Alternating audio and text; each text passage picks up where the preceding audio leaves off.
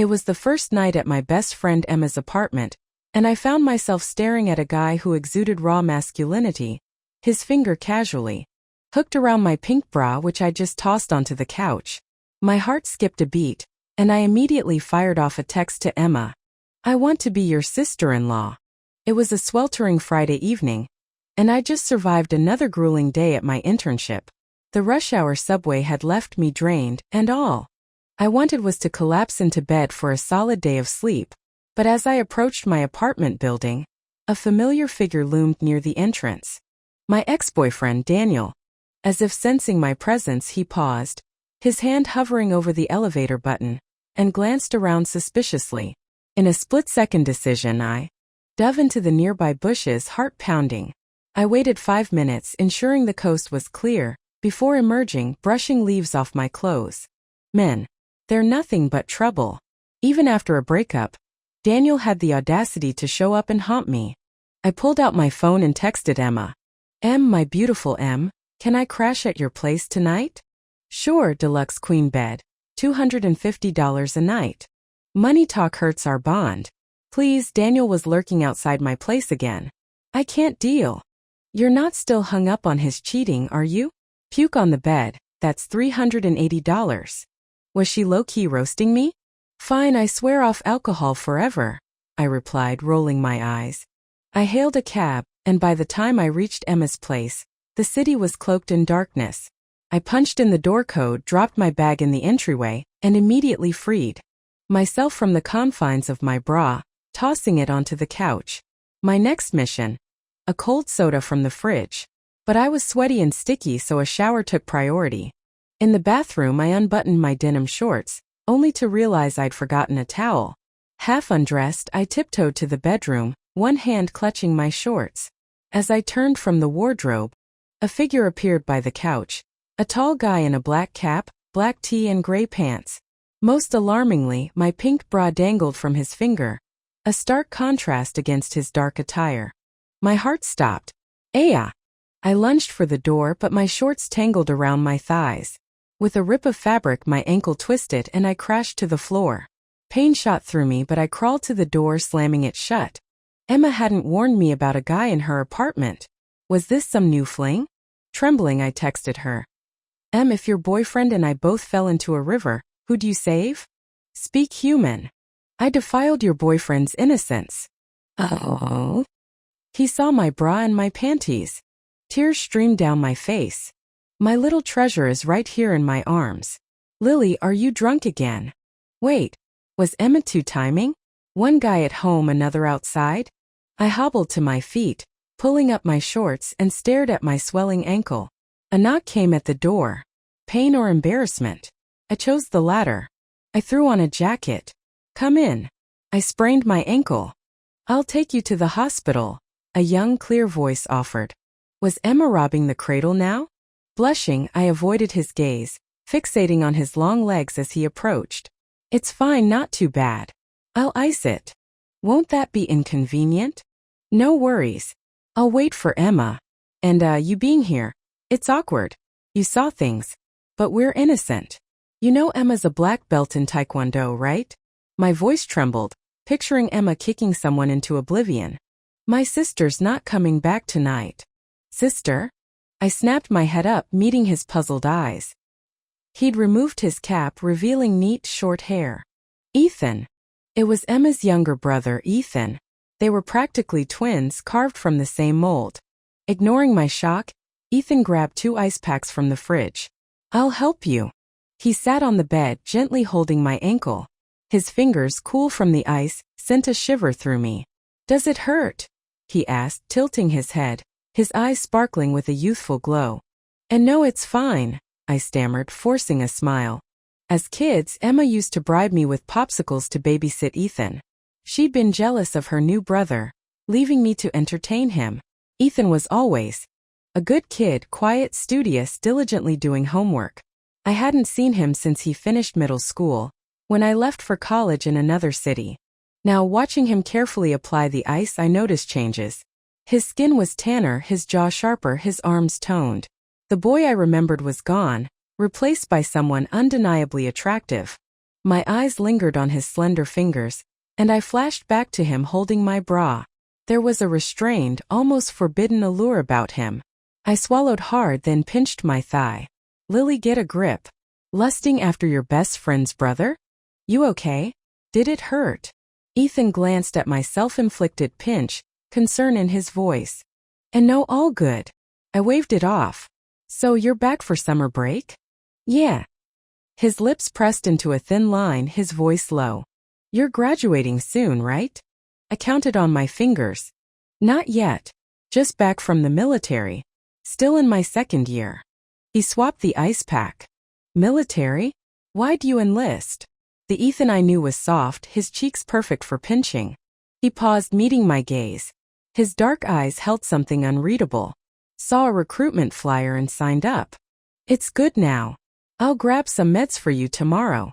He stood and left the room. I texted Emma. Why didn't you tell me Ethan was back? He said he'd be back soon, didn't give a date. I didn't bother asking. You're not coming home? It's weird being alone with him. You didn't mind kissing his cheeks as a kid. She sent an eye roll emoji. I glanced at Ethan's long legs. If he let me kiss him now, I wouldn't say no. Ethan emerged from the bathroom, tugging at his collar. Hot water's ready. I'll help you over. I nodded and he supported me, one hand on my arm, the other on my shoulder. His faint laundry detergent scent was intoxicating. I toe at his collarbone and the subtle mole near his throat, feeling my pulse quicken. I showered quickly, and Ethan stayed in his room, door closed.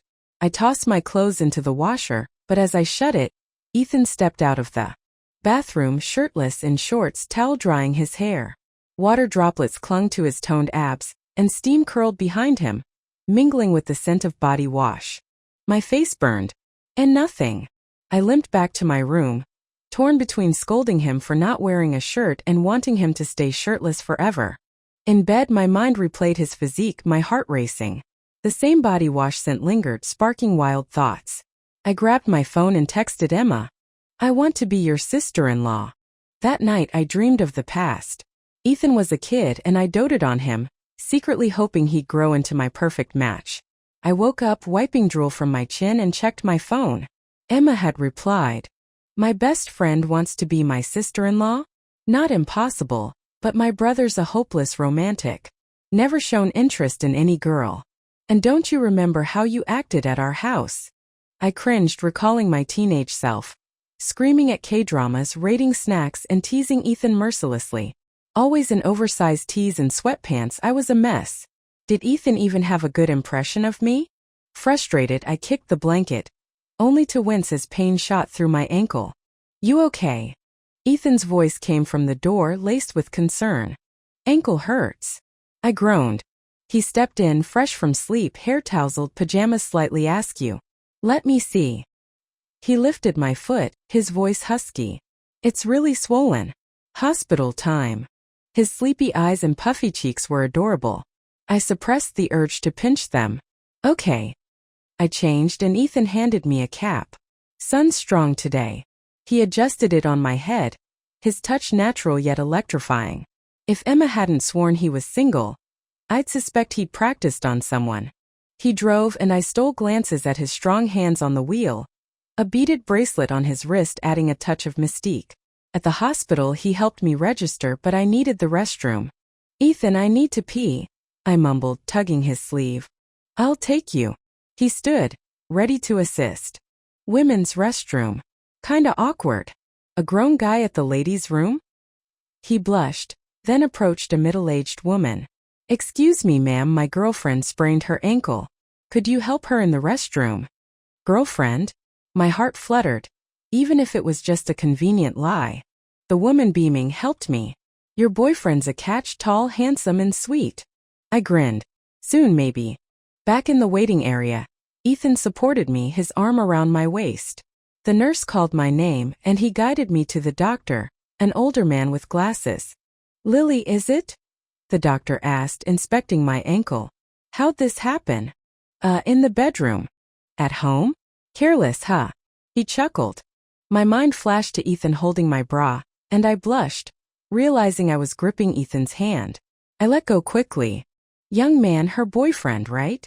Take good care of her, the doctor said, eyeing Ethan. No, I started, but he cut me off. Kids these days too reckless. Last couple I saw fractured a hand at home. TSK. I froze, sneaking a glance at Ethan. His ears were red, but he nodded politely. Yes, sir. The doctor prescribed meds, and we escaped the awkwardness. In the elevator, a hand stopped the doors. Daniel stepped in, arm around a pregnant woman. Lily, he said, surprised, his gentle expression fading. I nodded curtly, noting his protective hold on her. Days ago he was begging me back, now this. Your boyfriend. Daniel eyed Ethan, skeptical. Before I could deny it, Ethan said, yes. His tone cool and commanding. Lily, a younger guy? Daniel scoffed. I squeezed Ethan's hand. Younger, hotter, and reliable. The elevator opened and we left Daniel fuming. In the car, Ethan asked, Ex? Yeah, from college, I admitted, nervous. He drove in silence, his jaw tight. To break the tension, I asked, got a crush at uni? No. Cool, I blurted, then cringed. He glanced at me, amused. Happy about that? Just looking out for my little bro. I mumbled, heart racing. At home, my stomach growled. Ethan opened the fridge. What do you want? You cook. I was shocked. A bit. It's edible. Whatever you make, I'll eat. A hot guy cooking? I wasn't picky. He pulled out ingredients and tied on a pink apron, the straps accentuating his slim waist. I watched, mesmerized, as he moved with quiet confidence. Sensing my stare, he turned, spatula in hand. Spicy, okay? Totally. He served 5 dishes and a soup. So much. I gasped. Didn't want you hungry. He sat across from me, apron off. I tried the sweet and sour ribs, delicious. This is amazing. Why didn't Emma brag about your cooking? I don't cook for her. I'm the first. I grinned. Yeah. His ears reddened. Pride swelled in me. I devoured everything. Feeling indebted, I offered. Need help with school? Courses to catch up on. Nope. Passed your English test? Not yet. Perfect. I'll tutor you. I printed practice tests, eager to play teacher. He worked diligently, his long lashes casting shadows. I pretended to scroll my phone, stealing glances. His sharp jawline and focused expression were distractingly perfect. Done with the multiple choice? I leaned closer, brushing my hair back, hoping my perfume worked its magic. Yeah. I checked his answers, tilting my head toward him. Then a chew. Ethan sneezed. Your hair's strong scent, he said, rubbing his nose, looking aggrieved. Mortified, I scooted away. Shampoo's potent. We reviewed a wrong answer, but Ethan pointed out. The answer's incorrect. No way. I scored 600 on this test. I doubled down, explaining for 5 minutes. He showed me his phone. The correct answer was different. My confidence crumbled. Yeah, answer's wrong. I fled to my room, hearing his muffled laugh. I texted Emma. Am I doomed? What girls does Ethan like? I'm exhausted pretending to be perfect. He doesn't like fake girls. And before he enlisted, he was close to someone. I thought he joined the army over a broken heart. My world tilted. Ethan had someone? I'd been a fool, flirting while he pined for another. I buried my face in a pillow, groaning. A hand touched my shoulder. You okay? Ethan asked. Fine. Just sad I couldn't explain the question. I lied, waving him off. For the next week, I focused on healing, keeping my distance from Ethan, though his presence still tempted me. My ankle improved and a company icebreaker event loomed. An opportunity to welcome new summer staff. I bought a new dress and on the night of the event, applied light makeup. Catching my reflection, I felt confident. As I left, Ethan stared, water glass in hand. What? I tugged at my dress. Looks good, he said, cheeks flushing. His gaze dropped to my legs. Bit short, though. It's a company thing. No time to change. I grabbed my bag. I'll drive you. At the venue, I opened the car door, but Ethan stopped me. I'll pick you up. It might be late, I warned, meeting his intense eyes. I'll wait. The event was chaotic.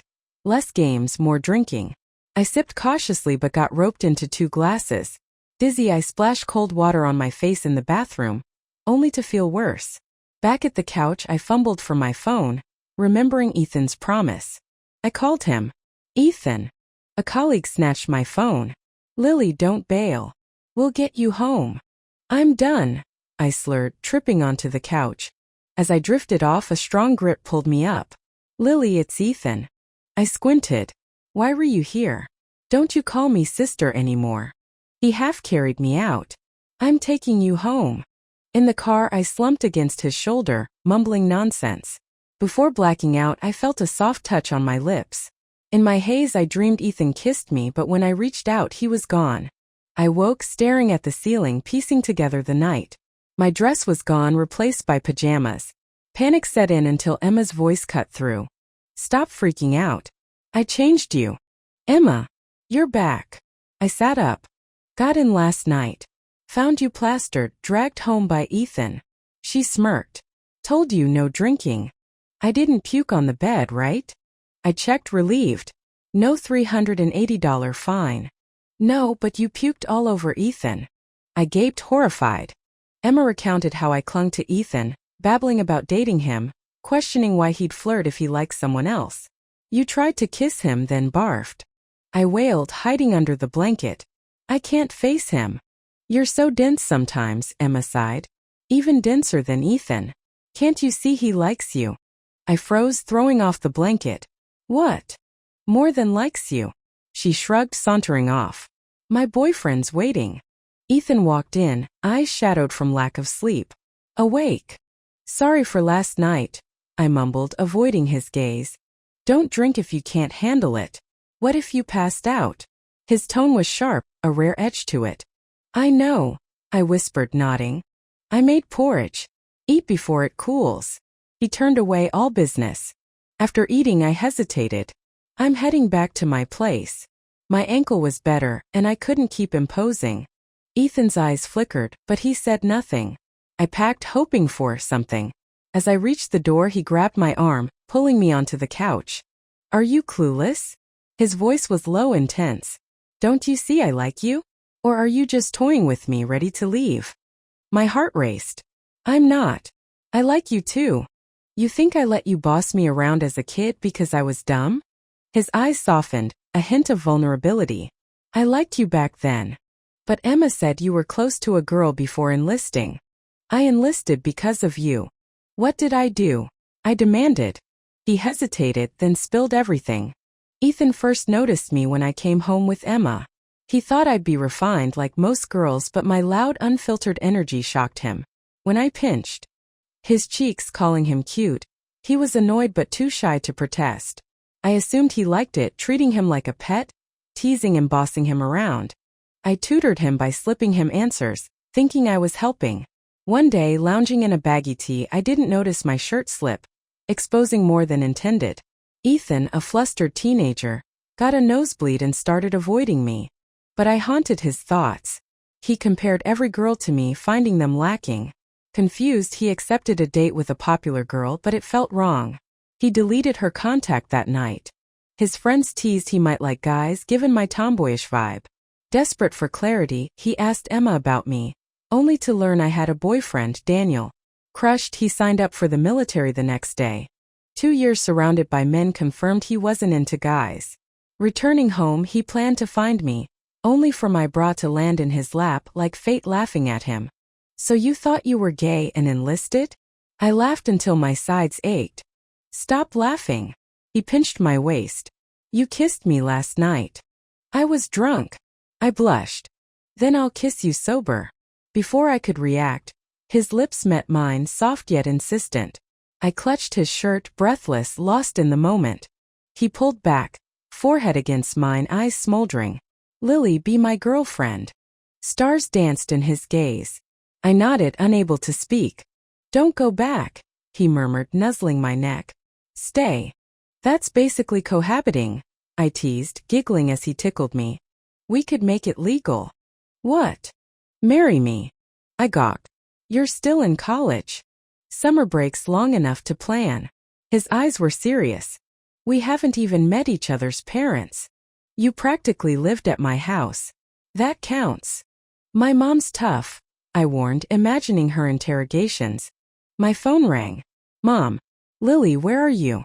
We're at your place, but you're not here. I signaled Ethan to stay quiet. I'm at a friend's, Mom. Who? Her tone sharpened.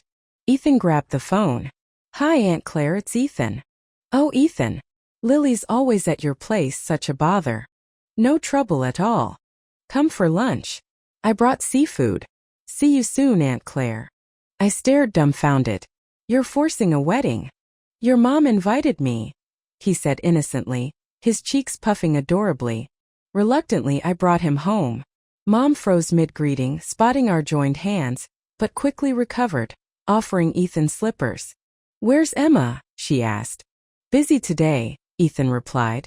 Lunch was tense. Mom kept piling food on Ethan's plate.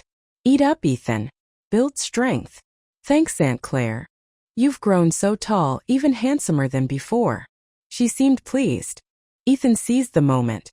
Aunt Claire, I just finished my military service. I've got savings, my parents bought me a house, and Emma's running a business.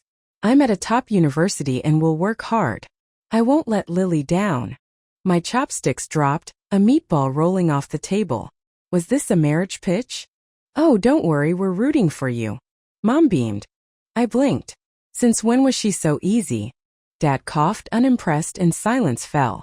After lunch, Mom pulled me aside, leaving Ethan with Dad. You're okay with this? I asked, suspicious. Ethan's leagues better than Daniel. That guy was all talk, no substance. She scowled. But Ethan's younger. Age doesn't matter. What about Dad? He'll come around. Her eyes glinted fiercely. I peeked into the living room. Dad was stone-faced, but Ethan winked at me, exuding confidence. Seemed under control. Later, I asked Ethan how he won Dad over. He grinned mischievously. Told him you were in love with Emma, but since they'd never approve, you settled for me, her look-alike brother. Said you'd elope with her otherwise. You didn't. I gasped. Kidding, silly. He pinched my cheek. Not telling you what I said. We went to see The Wolf Boy.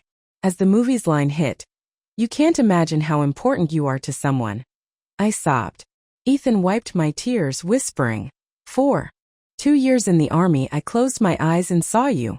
You left after high school, no goodbye. You're everything to me, Lily. I'm glad I came back in time.